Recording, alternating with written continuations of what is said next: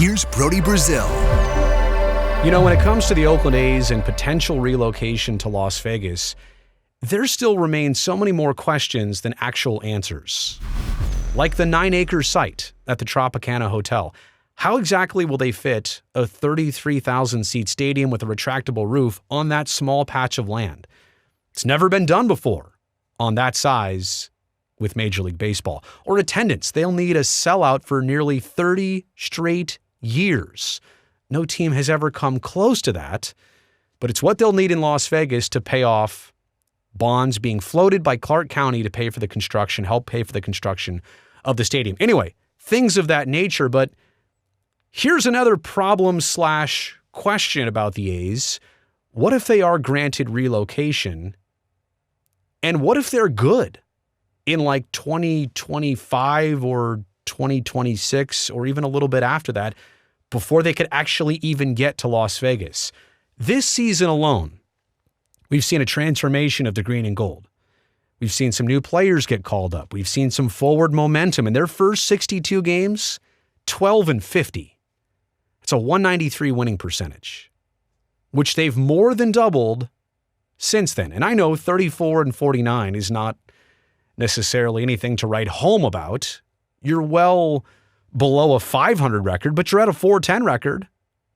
And you're definitely not this. This is really bad. This is on your way up. On your way up and out of the trench that you were in across the first 62 games. And it's not surprising.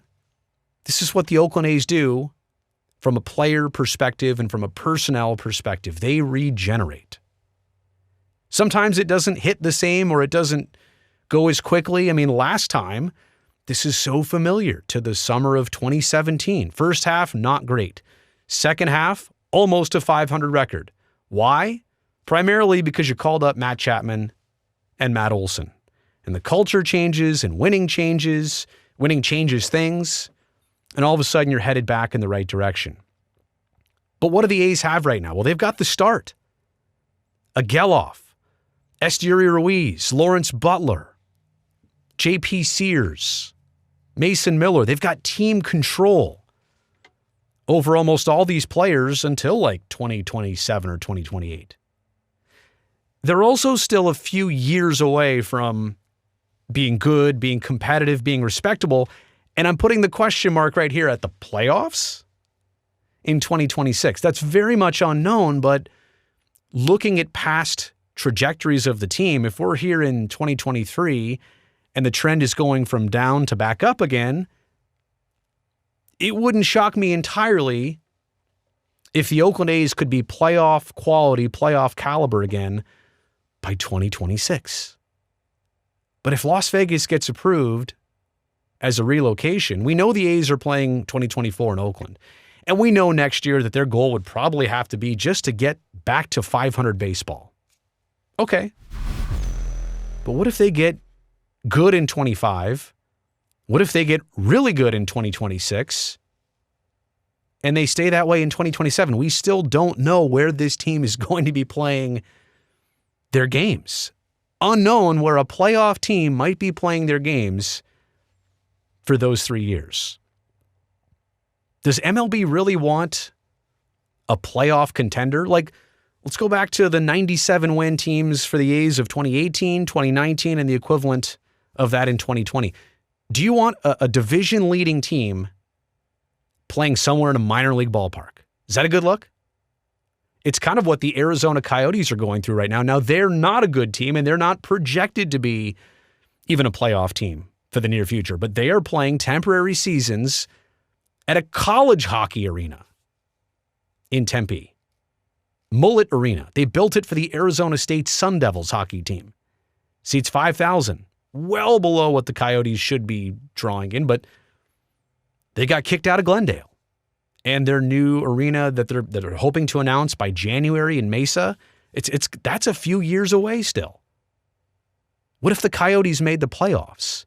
What if they made the Stanley Cup final? Where would you play your home games?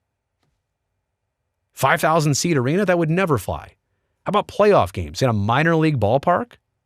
Or in a temporary city and location? Or what about this?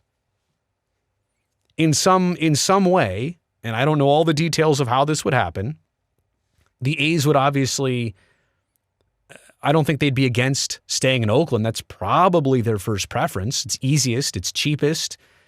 It keeps a lot of their revenues flowing if they stay in Oakland for those temporary seasons, those in-between seasons, if they're permitted to relocate. But in this market, would they be getting anywhere near the support that they should? Like, they'll largely get protested in this market. Don't get me wrong. Some people are still going to go. Some people are going to not care as much. They were casual fans anyway. Or they wanted to see the opponent team or players. It's not going to be a zero total amount of fans, but it's going to be, if you thought now is low, I don't see how the number is going to increase attendance-wise for 25, 6, 24, 5, 6, or 7. Really 4 full seasons. But does MLB want a contending team in a market that's like, is that a Drake meme? I think I just did a Drake meme. Does MLB want that? Probably not. So it's kind of a problem if the A's actually get good 2025, 2026. And like I said, I'm not making this part up. I can see the trajectory happening. And as much as you've already seen, like I said, the Geloffs and the Ruizes and the Butlers and Soderstrom a little bit, Shea Langoliers, Sears, Waldachuk, Hogan Harris, Mason Miller, Luis Medina. Like, there's a lot of players still figuring things out, and there's even more players down the pipeline that are on their way up. This is bound to happen. Like, sports are ebbs and flows in the first place, but especially the A's, they tore down, they're building up. They're going to be good at this pace well before 2028, whatever that year and that season means. Is this going to be a problem for baseball if they're good? Yes. In some way, shape, or form, it's not going to go over great.